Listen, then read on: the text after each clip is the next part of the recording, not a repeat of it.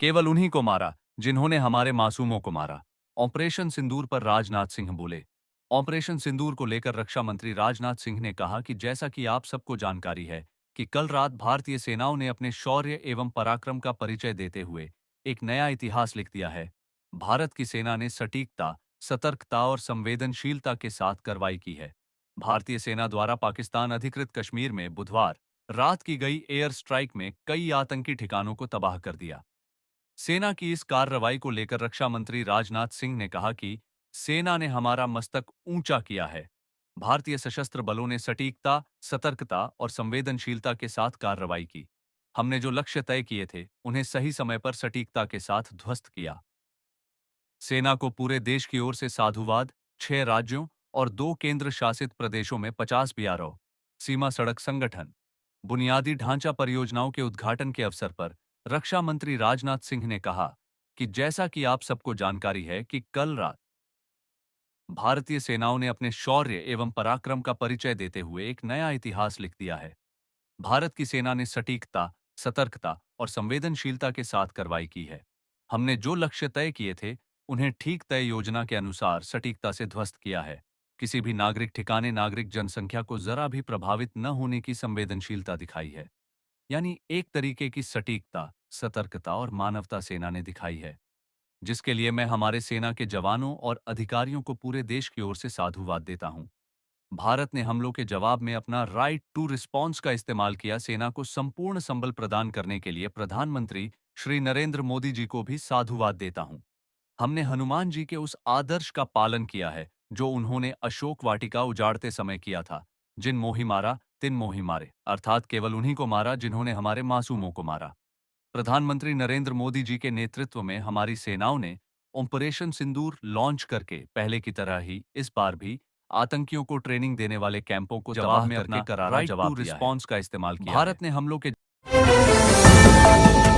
सिंदूर का प्रहार। कंधार से पहलगाम तक 25 मिनट में 25 साल का हिसाब बराबर। आतंकी शिविरों का ओसामा से क्या कनेक्शन। ऑपरेशन सिंदूर के तहत सशस्त्र बलों ने सटीक निशाना साधने वाली रक्षा प्रणालियों के जरिए 9 आतंकी ठिकानों पर 25 मिसाइलें दागीं। इन 9 आतंकी ठिकानों पर प्रहार कितना जरूरी था और इनका आतंकी सरगनाओं से क्या कनेक्शन था। 6 से 7 मई की दरमियानी रात को 1:05 बजे से लेकर 1:30 बजे तक सशस्त्र बलों ने ऑपरेशन सिंदूर को अंजाम दिया। 25 मिनट के इस ऑपरेशन में 24 मिसाइलों के जरिए 9 आतंकी शिविरों को ध्वस्त कर दिया गया। इन 9 ठिकानों में से 5 पाकिस्तान के कब्जे वाले कश्मीर में थे, वहीं 4 पाकिस्तान में थे। इन ठिकानों में आतंकियों को भर्ती किया जाता था, उन्हें प्रशिक्षित किया जाता था, उनके दिमाग में जहर भरा जाता था। ऑपरेशन सिंदूर में यह खास ध्यान रखा गया कि पाकिस्तान के सैन्य प्रतिष्ठानों, रिहायशी इलाकों और आम नागरिकों को नुकसान न पहुंचे। इस पराक्रम के तहत नष्ट किए गए आतंकी ठिकानों के बारे में बारी बारी से जानते हैं। एनएसए डोभाल ने 8 देशों के समकक्षों से की बात। पाकिस्तानी आतंकी ठिकाने पर कार्रवाई की दी सूचना।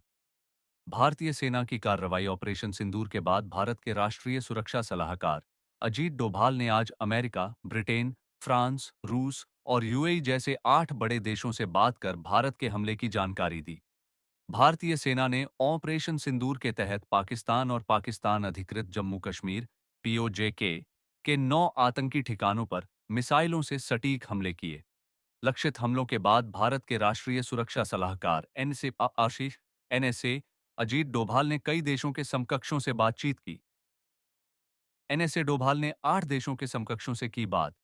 पाकिस्तानी आतंकी ठिकाने पर कार्रवाई की दी। भारतीय सेना की कार्रवाई ऑपरेशन सिंदूर के बाद भारत के राष्ट्रीय सुरक्षा सलाहकार अजीत डोभाल ने आज अमेरिका, ब्रिटेन, फ्रांस, भारतीय सेना ने ऑपरेशन सिंदूर के तहत पाकिस्तान और पाकिस्तान अधिकृत जम्मू कश्मीर सूची में पीओजे के डोभाल ने किन देशों के आतंकी ठिकानों पर मिसाइलों से सटीक हमले किए।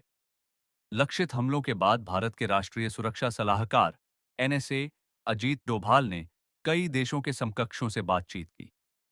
विज्ञापन डोभाल ने सबसे पहले अमेरिका के राष्ट्रीय सुरक्षा सलाहकार एवं विदेश मंत्री मार्को रूबियो से बातचीत की। इसके बाद उन्होंने ब्रिटेन में यूके के राष्ट्रीय सुरक्षा सलाहकार जोनाथन पॉवेल से बातचीत कर ऑपरेशन सिंदूर की जानकारी दी। डोभाल ने सऊदी अरब के राष्ट्रीय सुरक्षा सलाहकार मुसैद अल एबन से भी बातचीत की। संयुक्त अरब अमीरात यूएई के राष्ट्रीय सुरक्षा सलाहकार एच शेख तहनून से भी फोन पर बातचीत कर डोभाल ने भारत पाकिस्तान के बीच मौजूदा हालात की जानकारी दी। उन्होंने यूएई की राष्ट्रीय सुरक्षा परिषद के महासचिव अली अल शम्सी से डोभाल ने जापान के राष्ट्रीय सुरक्षा सलाहकार मासाताका ओकानो से भी बातचीत की।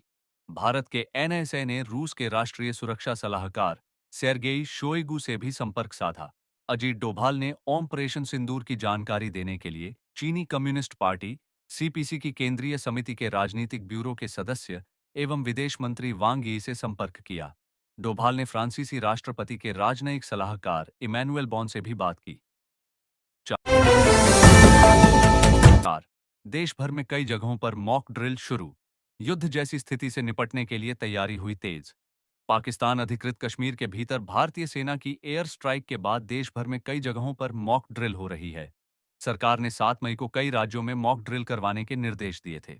इस दौरान सिविल डिफेंस से जुड़े लोगों को आपात स्थिति से निपटने का प्रशिक्षण दिया जा रहा है। दिल्ली आईजीआई एयरपोर्ट के टर्मिनल 3 पर मॉक ड्रिल केंद्र सरकार के गृह मंत्रालय एमएचए के आदेश पर बुधवार को देश भर में मॉक ड्रिल आपातकालीन अभ्यास आयोजित किया गया। इस कड़ी में दिल्ली के इंदिरा गांधी अंतर्राष्ट्रीय हवाई अड्डे आईजीआई के टर्मिनल 3 पर भी एक बड़ी मॉक ड्रिल की गई। ड्रिल के दौरान सुरक्षा एजेंसियों और एयरपोर्ट स्टाफ ने मिलकर सर्च और रेस्क्यू ऑपरेशन को अंजाम दिया और यात्रियों को दिशा निर्देश दिए कि ऐसी स्थिति में क्या करना चाहिए और क्या नहीं। दिल्ली में मॉक ड्रिल के दौरान लोगों को सिखाई गई आपातकाल में बचाव की तैयारी। राष्ट्रीय राजधानी नई दिल्ली के विभिन्न इलाकों में मॉक ड्रिल का आयोजन किया गया। पश्चिमी दिल्ली की जिलाधिकारी डीएम डॉसिर किन्नी सिंह ने बताया कि डीएलएफ कैपिटल ग्रीन्स में मॉक ड्रिल की गई, जिसमें स्थानीय निवासियों को आपातकालीन हालात से निपटने की जानकारी दी गई। डॉस सिंह ने आगे बताया कि लोगों को बताया गया कि संकट की घड़ी में क्या करना चाहिए, कहां शरण लेनी चाहिए और अफवाहों से कैसे बचा जाए। उन्हें सुरक्षित स्थानों और आश्रय स्थलों की जानकारी भी दी गई। इस अभ्यास का उद्देश्य लोगों को सतर्क करना और तैयार रहना सिखाना है, ताकि किसी भी आपदा की स्थिति में नुकसान को कम किया जा सके। मॉक ड्रिल के दौरान हवाई हमले से बचाव को लेकर लोगों को किया गया सतर्क। देहरादून के इंस्पेक्टर चंद्रभान सिंह ने बताया कि उच्च अधिकारियों के आदेश पर हर जगह मॉक ड्रिल की जा रही है।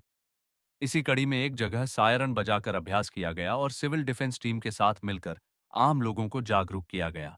उन्होंने बताया कि मॉक ड्रिल का मकसद यह सिखाना है कि हवाई हमला या किसी भी तरह के हमले के समय कैसे खुद को सुरक्षित रखा जाए और किन बातों का ध्यान रखा जाए। इससे भविष्य में अगर कोई आपात स्थिति आती है तो समय रहते जरूरी कदम उठाए जा सकें। इस दौरान लोगों को बताया गया कि ऐसे हालात में घबराने की बजाय सतर्क रहना, अफवाहों से बचना और सरकारी निर्देशों का पालन करना कितना जरूरी है।